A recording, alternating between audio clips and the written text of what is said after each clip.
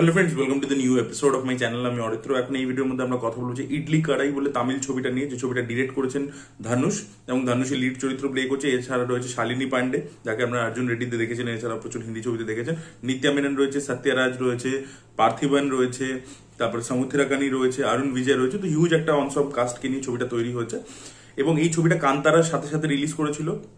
ছবিটা তামিলনাড়ুর মধ্যে 46 কোটি টাকার মধ্যে ব্যবসা করেছে, 50 কোটি টাকা। তা কান্তারা যেহেতু বিশাল ব্যবসা করতে শুরু করে, প্রচুর ভালো রিভিউজ পেয়েছে, তাই জন্য কোথাও গিয়ে ইডলি কারের বিজনেস চেপে গেছে। বিশাল বড় হিট হতে পারেনি, বাট ঠিকঠাক একটা কালেকশন করতে পেরেছে আর কি। বা ছবিটা কিরকম হলো আর কি, ছবিটা আমি এখানে হলে আসেনি তো দেখতে পাইনি, ওটিটিতে ফাইনালি নেটফ্লিক্সে চলে এসেছে এবং হিন্দি ডাবিংও অ্যাভেলেবেল আছে। তো আমি দেখলাম ছবিটা কিরকম হয়। 2 ঘন্টা 25 মিনিটের ছবি। ছবিটা ডিসেন্ট একটা ছবি হয়েছে, ওয়ান টাইম ওয়াচ, দেখবেন, খারাপ লাগবে না। কিন্তু ছবিটা এক্সট্রাঅর্ডিনারি হয়নি, কিন্তু ছবিটার মধ্যে আইডিয়াস যেগুলো ছিল সেগুলো খুবই ইন্টারেস্টিং আইডিয়াস ছিল এবং ছবিটা একটা এক্সট্রাঅর্ডিনারি ছবি হতে পারতো। কিন্তু ছবিটা একটা অ্যাভারেজ ডিসেন্ট ছবি হয় আর কি। মানে আমি অ্যাভারেজও বলবো না, ডিসেন্ট ছবি, যেটা আপনি ওয়ান টাইম ওয়াচ করলেন, ভালো লাগবে দেখতে, দেখবার সময় কোনো প্রবলেম হবে না, কোথাও আটকাবে না কিছু, মানে বোরিং লাগবে না, কিছু লাগবে না। বাট ছবিটার মধ্যে যে আইডিয়াস গুলো ছিল সেগুলো ম্যাক্সিমাম পোটেনশিয়ালে পৌঁছাতে পারেনি। ছবির মধ্যে ভালো কি দেখুন, পারফরমেন্সেস খুব ভালো। নিত্যা মেনন এবং ধানুষের মধ্যে কেমিস্ট্রিটা দেখতে খুব ভালো লাগে। নিত্যা মেননকে পুরো অন্যরকম ভাবে প্রেজেন্ট করেছে এই ছবির মধ্যে। আর এর সাথে হচ্ছে ছবিটার মধ্যে একটা খুব সুন্দর সুইট একটা ব্যাপার রয়েছে, একটা হার্ট, আমরা বলি না যে the heart is at the right place. হয়তো ছবিটার মধ্যে ক্রাফট ওয়াইজ বা রাইটিং ওয়াইজ কিছু প্রবলেম আছে, তো ছবিটার যে ইমোশনটা আপনাকে দিতে চাইছে সেই ইমোশনটা ফিল করাতে পারে আর কি, সেটা খুব সুন্দরভাবে রয়েছে। একটা ফিল গুড মেসেজ রয়েছে, সেগুলো ভালো ওয়ার্ক করে। আর ধানুষের যেহেতু পারফরমেন্স ইত্যাদি ভালো, তো তাই জন্য সেটা দেখতে এঙ্গেজিং লাগে আর কি। আর ছবিটা একদম ওই যে বললাম যে স্মুথ ভাবে এগোতে থাকে, 2 ঘন্টা 25 মিনিটের রান টাইম, একদম খুব স্মুথলি ব্যাপারটা এগোতে থাকে। তো তাই জন্য আপনি যখন দেখবেন আপনার কোথাও বোরিং ইত্যাদি লাগবে না আর কি। আর এর সাথে যেটা হচ্ছে কি, ধানুষ দেখবেন অনেক বিভিন্ন ডিরেক্টর, ভালো ভালো ডিরেক্টরদের সাথে কাজ করেছে, তো প্রত্যেকের থেকে কিছু না কিছু পিক আপ করে। রায়ান ছবিটা যখন আমি রিভিউ করছি, আমি বলছিলাম যে ভাইলেন্সের যে ব্যাপারটা ও ভেটরি মানের থেকে কোথাও গিয়ে পিক আপ করেছে।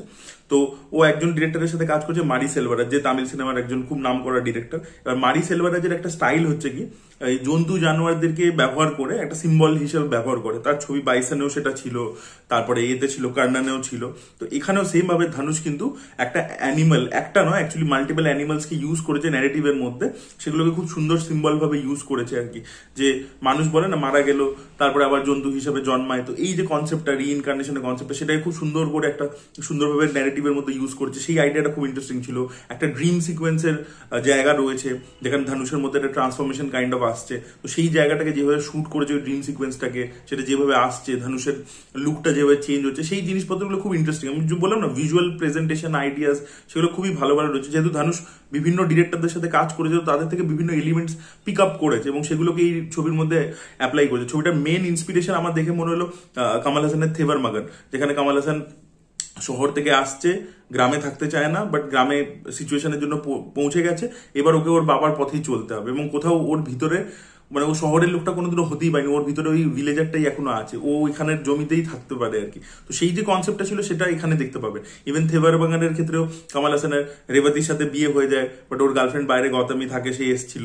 তো সেই ব্যাপারটা, বা ভিরাসার ছবিটার থেভার বাগানের রিমেক, সেখানেও আপনারা দেখেছেন তাবু ছিল, আর আরো একজন মেয়ে ছিল, পূজা বাত্রা আই থিঙ্ক। তো ওরা ছিল আর কি দুজন হিরোইন। তো সেরকম এখানেও শালিনী পান্ডে আর নিত্যা মেননের ক্যারেক্টারের আর্ক গুলো ওই রকম টাইপেরই আর কি। তো সেইটার একটা ইন্সপিরেশন আছে, বাট থেভার বাগান অনেক সুপিরিয়ার ছবি, সেই লেভেলে পৌঁছাতে পারে না, বাট এই আইডিয়াস গুলো খুব সুন্দরভাবে প্রেজেন্ট করে। তো ওয়ান টাইম ওয়াচ। এবার ছবিটা কেন এক্সট্রাঅর্ডিনারি হলো না, দেখুন ছবিটা খারাপ নয়, আমি একবার বলছি খারাপ।